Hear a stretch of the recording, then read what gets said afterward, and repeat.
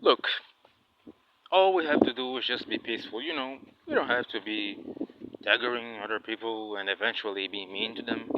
Be peaceful, grind, and eventually many good things will happen to you because the more peaceful we are and feel, the more passion others will feel for us. You might not like it, but being in peace is the best thing that you could ever do. And being peaceful will drive you to many, many places.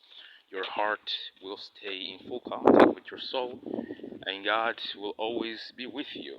So be peaceful, be safe, and be strong. Have no fear but respect.